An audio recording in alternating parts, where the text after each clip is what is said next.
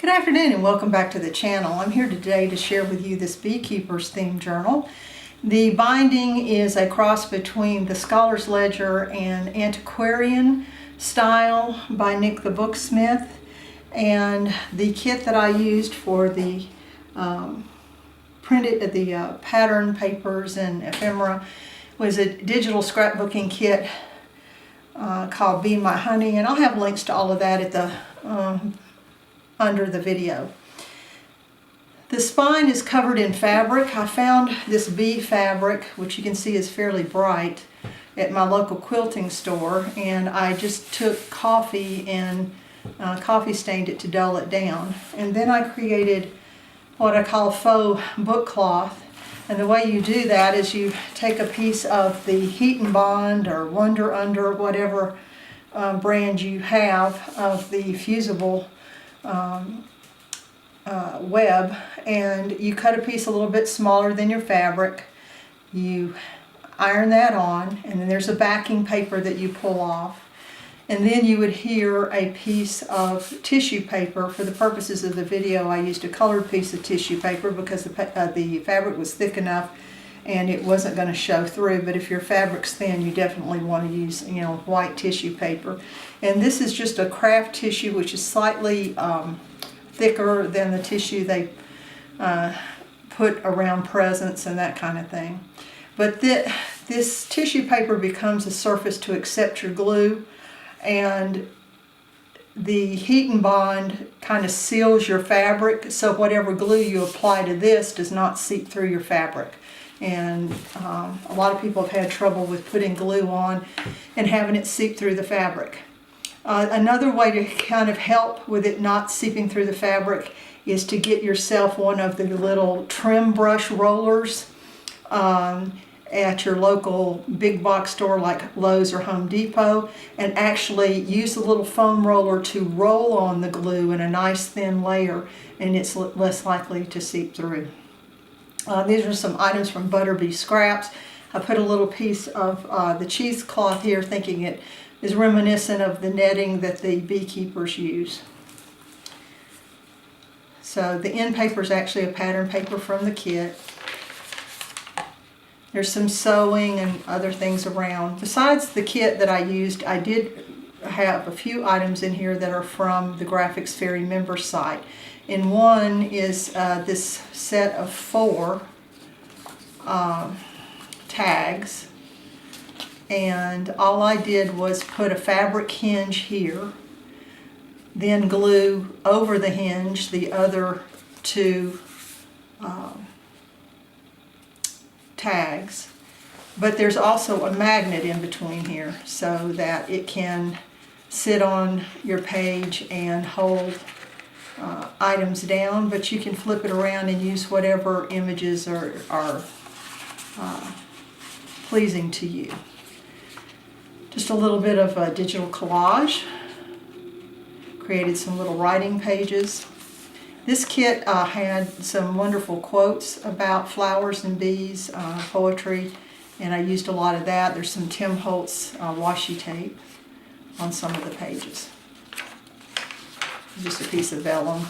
I think y'all have all seen this trim. Coffee dyed paper. This is an envelope that on the Graphics Fairy member site they have templates for envelopes, and I just used some of the different papers in the kit and little items, little graphic images to create an envelope. And speaking of envelopes, some people have an envelope punch board, the big one, for making envelopes this size, but because I digitally create them and then cut them out, they don't fit the punch board.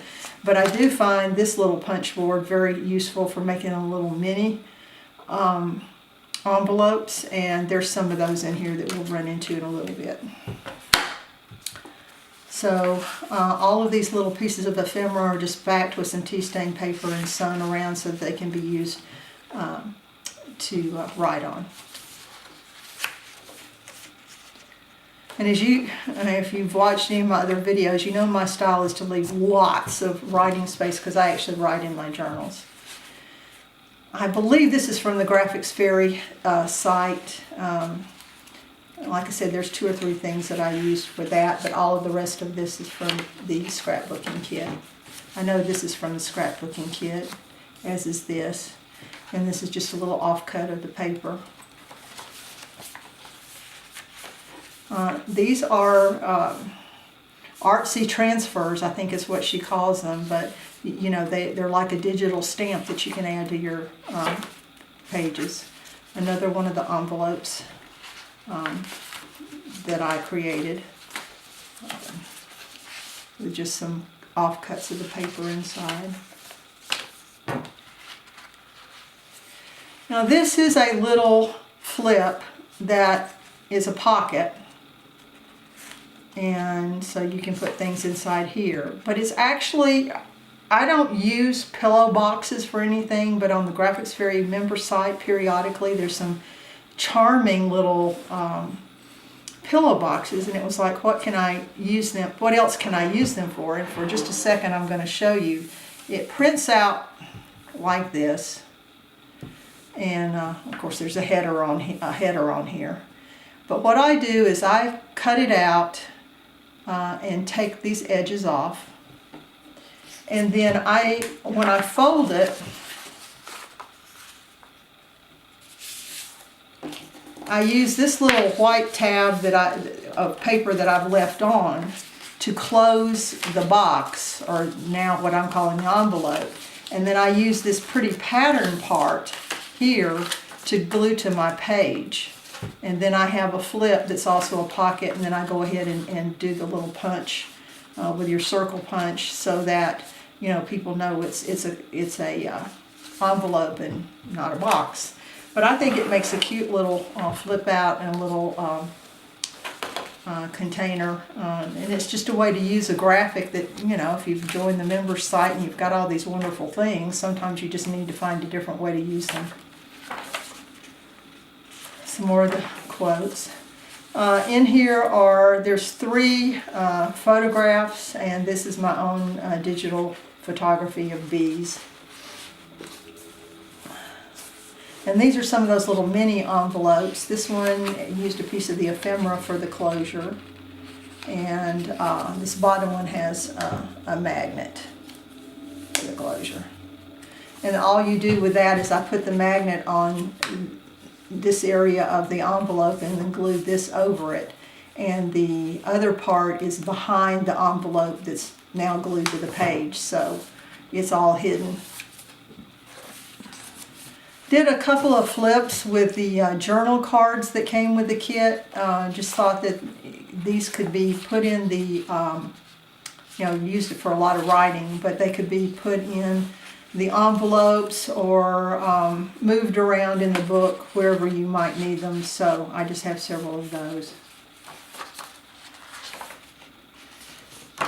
This is some more of the little mini envelopes.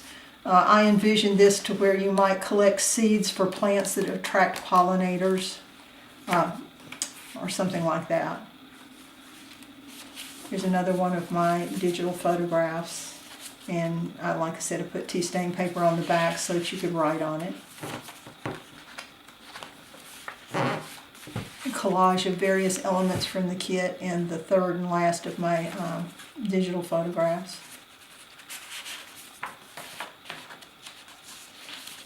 Another one of the envelopes that I created using the templates from the Graphics Fairy. This is a Graphics Fairy image, and then the rest of this is from the kit. Just fussy cut out and glued together, and then glued down along the bottom to make the pocket. Another one of the little flips. And there she is. So I hope you enjoyed seeing the journal, and I hope that you got a few hints about the book cloth and what to do with those pillow boxes, which, like I said, they are just, a lot of them have very charming digital images on them, and it's a shame to just let them sit there and languish in my in my digital files. So I'll probably be using more of those in my books. Thank you, and have a great day.